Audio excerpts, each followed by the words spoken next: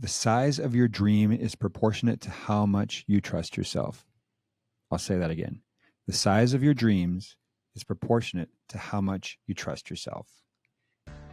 Welcome to the What Could Go Right podcast. We are your hosts, Erik, Orton. And I'm Emily Orton. And here we talk about personal growth and sailing.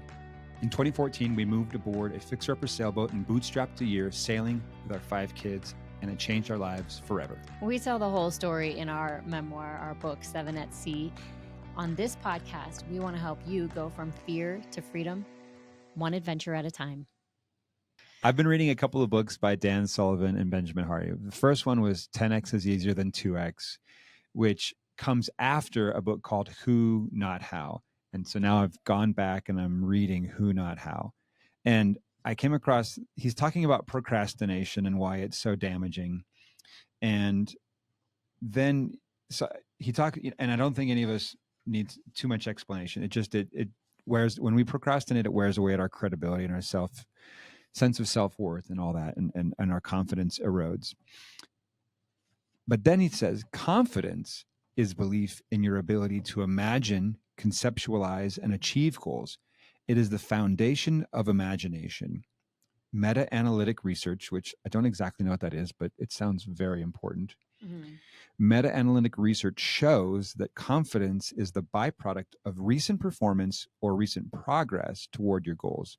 By growing your confidence, your imagination and future will simultaneously grow as well. One more paragraph here. Hang in there with me. Procrastination doesn't only stop your confidence from growing, you also limit your imagination, preventing you from seeking out bigger and bigger goals. Your identity or self-concept becomes limited. You stop believing you can achieve big goals because your identity is largely shaped by your behavior. And this pattern will cause you to assume the same for your future. Thus, procrastination leads to a small self-image and an increasingly smaller future for yourself. And I'll just say conversely, that the more you trust, the size of your dreams is proportionate to the amount that you trust yourself. And if you have high trust in yourself, then you have a bigger imagination, and you can imagine a bigger, better future for yourself and the people around you. Yeah, bigger positive imagination, because you might have a huge negative imagination. You might, True. If you procrastinate, you might worry.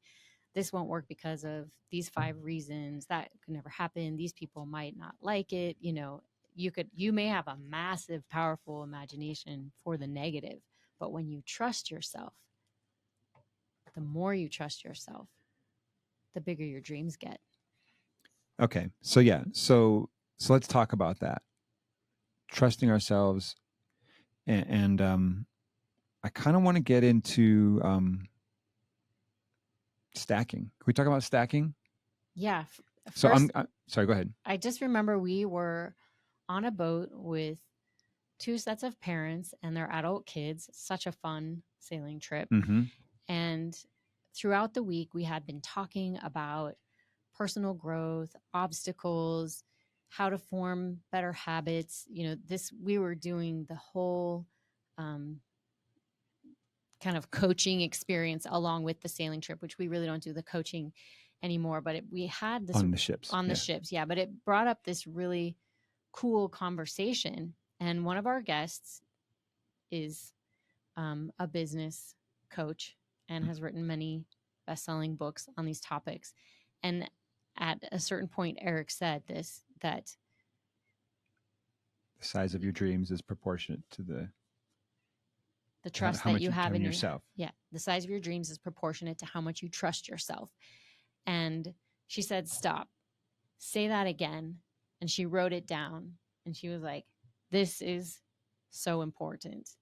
And so as we're listening to it today, we see other people talking about it as well, but I can say from my personal perspective, and I've seen it in you over and over again, this bears out. This is true. This is a true principle at play in our human lives. And this is a way that if you want a little more control in your life, you can build confidence and trust in yourself, even just by keeping small promises to yourself will have an exponential effect in how much confidence you have in your ability to do great things. Okay. you said, you've seen this happen. Do you have examples that you can share? Because it's a little bit heady. I mean, I think it makes sense to me and it makes sense to you, but it may not make sense to everybody. So let's try and bring it down to earth and talk about what it looks like. Okay, well, let's just take this podcast, for example. We just got started. We All said, right, if you go back and listen to episode 1, it's really bad. And there's a lot of bad episodes after that. Like, we're in our living you're room. talking about the sound quality more than anything else, I imagine. Yeah. Because I we mean, have great conversations. we're about charming important and topics. delightful and pithy all the way through. So we never disappoint. Don't you worry about that. But yeah, the actual quality of the production quality, I guess I would say.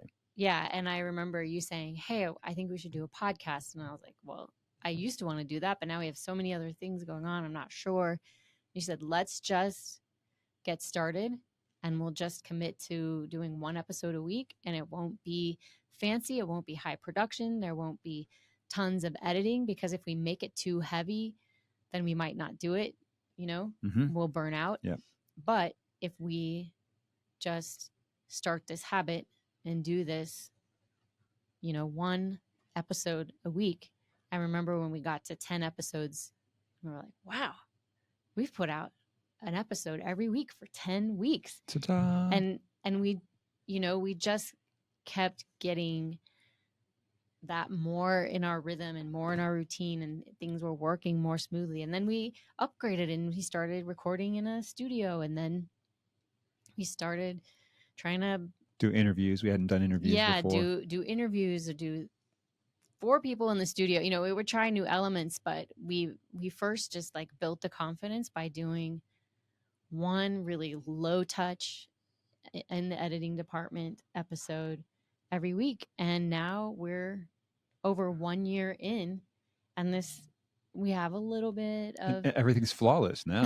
It's we've had some perfect. progression, we've had some growth. I guess that's what I'm saying. Or like, for me, I would say, for me personally, like, just to commit to a workout routine and then actually show up for myself.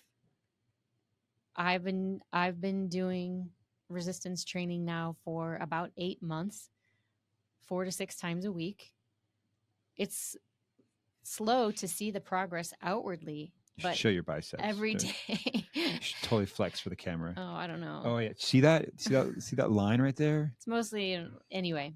So. I can see how it's easier for me to function in my everyday life, and that success, makes me want to keep going. But at first, it was just like, I'm proud of myself because I'm ticking this box. And after doing it for a week, doing it for 2 weeks, doing it for a month, 90 days, I started to be like, oh, I can do that. Oh, I can do this. Oh, I can try to lift a little heavier. I can push like, at first, just doing it was such a confidence boost because it was new. And now I'm like, I can expand. So those are 2 really basic examples of when you do small things to keep promises to yourself, it expands your confidence in what you might think is possible. Okay, so speaking of that, I want to come back to this idea of stacking, because stacking this term has come up multiple times for me in the past few months.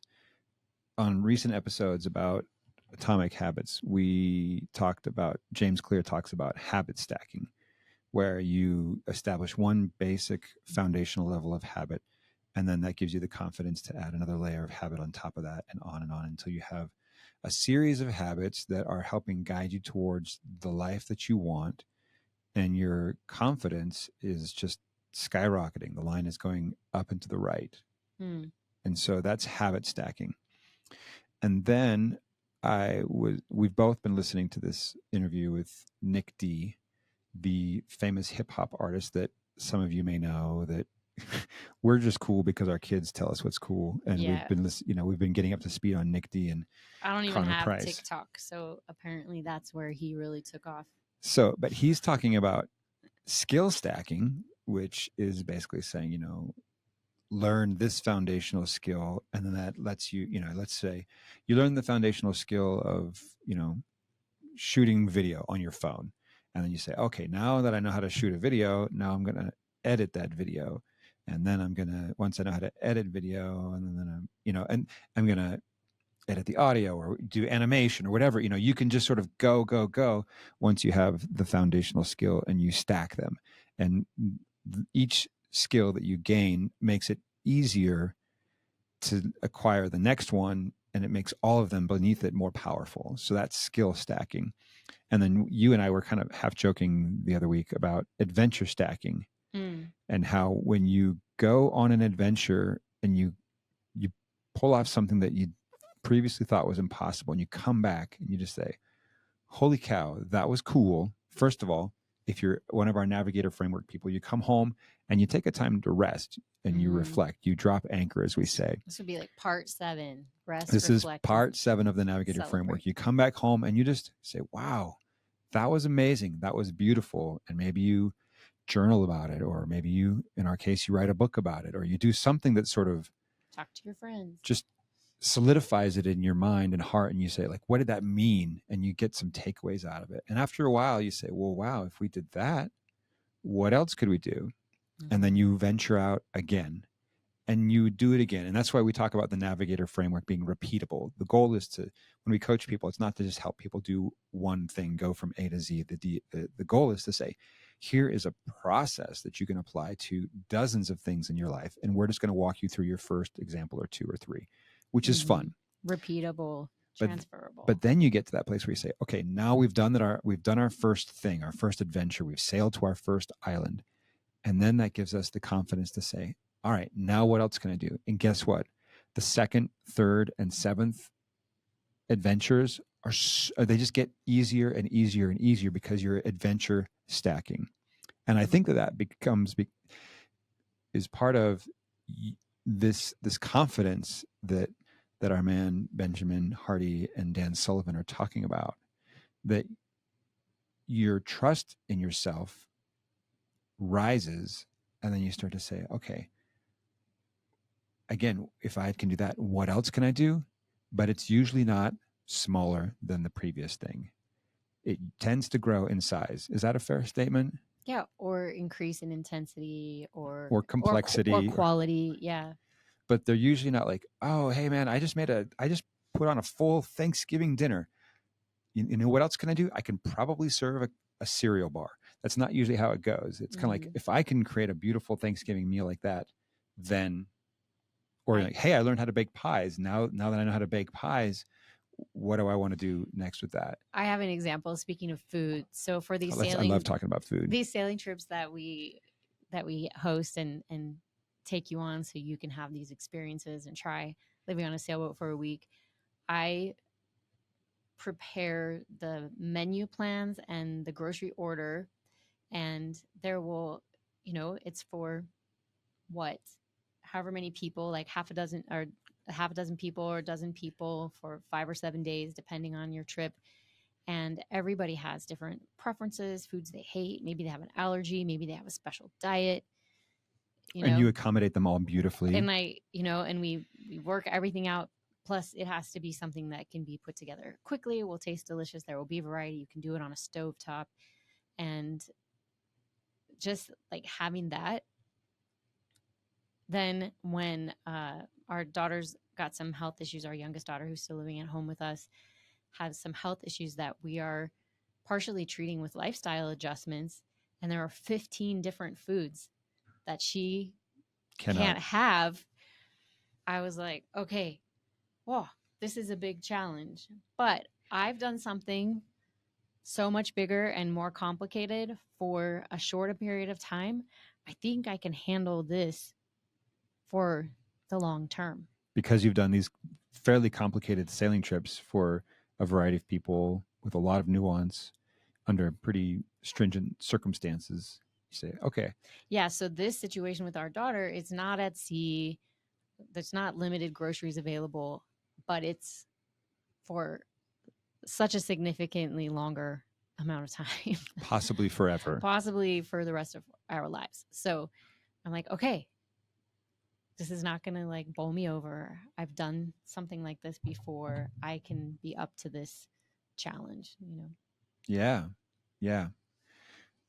Okay. So I guess here's something that I would propose for you, dear listener.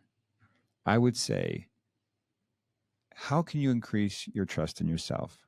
And if you're curious about where, if you want some really nitty gritty details, go back and find our episode on credibility score, where we talk about literally how to break this down and to increase your credibility score, which is another way of saying boosting your confidence or increasing your trust in yourself. You can put that link in In the show the show notes. notes.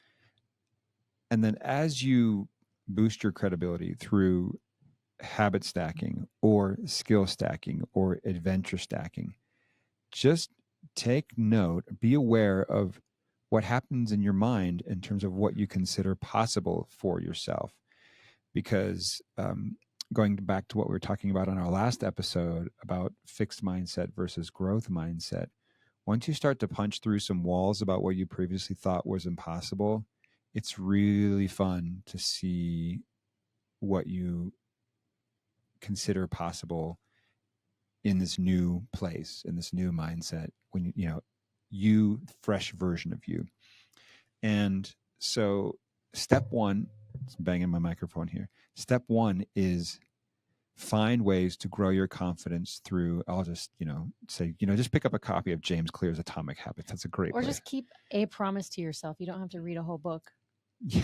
Well, yeah. If you said you were going to drink more water, like determine what that amount is and Yeah. then do it. Depending on how deep you want to go. But if you want the full rundown, that's a great book that teaches this principle.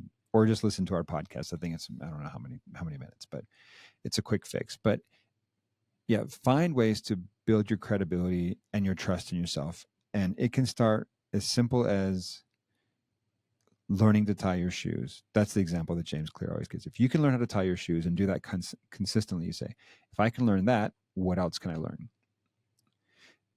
And then build up from there.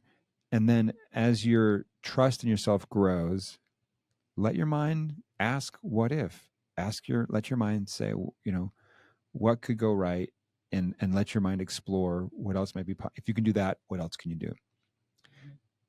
Anything else you want to add on this, Emily, before we wrap up here this day? What this story is reminding me so much of some of our recent coaching clients who were really excited.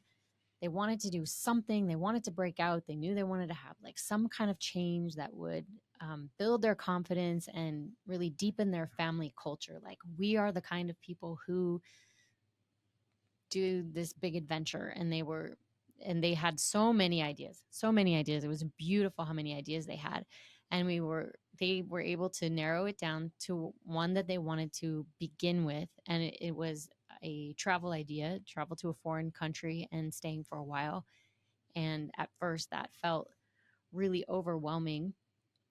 And then they started thinking about maybe staying for a whole year and what would that look like. And as they started thinking about staying for a year, then their initial idea of just staying for a few weeks felt so much more doable. It's almost like, I think about it, how if you ever blow up balloons, which I often do, we have 5 kids and I blow up balloons for their birthdays every time, you kind of stretch it out first and then it's easier to like expand the balloon bigger. So they had this huge idea of like, what would that look like? And not getting into all of the personal details, but they are going to do that trip, and they're going to do it a year sooner than they originally thought was possible, which is going to be this summer. And they're going for not just 2 weeks, but a few months. They're going to go for longer than they originally thought was even possible. And then they're most likely, looks very plausible, that they're going to maybe go back and stay for a year or more. Right. With a lot of other things in place, that employment and education and logistically, that have come together as they've explored this smaller version. Yeah. As you hear me talking about, oh, they'll stay somewhere for a few weeks or a year, and you're like, oh my gosh, I couldn't do that because what about this school? My kids are in school, my job, blah, blah, blah. They have all the exact same things. I'm just saying, as they opened their mind to it and as they started asking questions, and then it just got bigger and bigger, and then doing that a few weeks, started to feel like, oh, well, we can definitely do that, and it's worth it to us. And anyway, we won't go into like a whole coaching session, but just to say, as they began exploring it and began taking steps in that direction, their confidence grew. So the size of their dream grew, And then the original plan felt so easy, or so much easier than it had seemed to them when they first had the idea. They were like, well, that will never happen. I'm like, yep, it sure will. And it's going to happen more than once. And it's going to be awesome. I'm just going to bring it back to where we Yeah. started. Confidence is belief in your ability to imagine, conceptualize, and achieve goals. By growing your confidence, your imagination and future will simultaneously grow as well. And as I said, the size of your dreams is proportionate to how much you trust yourself. So as you build trust in yourself, you get the benefit. First of all, people trust you with opportunities and resources. People believe that you'll do what you say you'll do, and most importantly, you will believe you'll do what you say you will, and you come up with better, bigger, cooler, more fun, more ways to make the world better. And so, what could go right? What could go right? Hey there, this is Erik. Just want to let you know what the latest is on sailing. First of all, people are having a blast on these trips, and we're actually kind of overwhelmed with the response. But we're having fun, so we're going to keep going. All right, so we do have some limited space for trips this fall and winter. All of our summer trips are full up, but in fall, winter 2024, we have room on a trip to Italy in September, Mexico in October, Thailand in November, and Bahamas in December. So there are limited spaces for those trips coming up. However, we also are booking into 2025. So in the winter months, we're going to be going to warm places like the Bahamas and the Caribbean. And then once we get more into summer, we're going to be in Europe. So Croatia, Greece, Italy, and hopefully we're going to do a week in Mallorca, Spain. So that's the lineup. And if you're interested in any of that, go to theawesomefactory.nyc/sailing 2024. This will also be in the show notes. You can also email us at hello@theawesomefactory.nyc. So go to the show notes. The link is theawesomefactory.nyc/sailing 2024, even though we're talking about trips into the future in 2025. You can also email us at hello@theawesomefactory.nyc. Would love to welcome you aboard.